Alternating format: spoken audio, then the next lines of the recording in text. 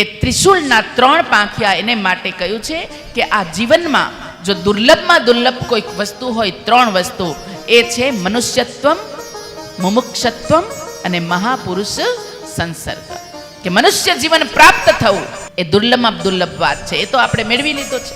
મુમુક્ષત્વમ, મોક્ષની પ્રાપ્તિ, મોક્ષની ઈચ્છા થવી, જીવતા જીવ, એ ખૂબ મહત્વનું છે.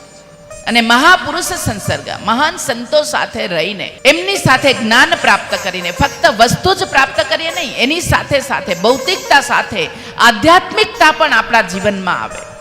આપણે ઓમ શાંતિ શાંતિ શાંતિ એમ બોલીએ છીએ, એનો મતલબ છે આદિ ભૌતિક, આદિ દૈવિક અને આધ્યાત્મિક ત્રણેય પ્રકારની જીવનમાં શાંતિ થાય તો આપણું જીવન શાંત થઈ શકે છે. તો આ બધા માટે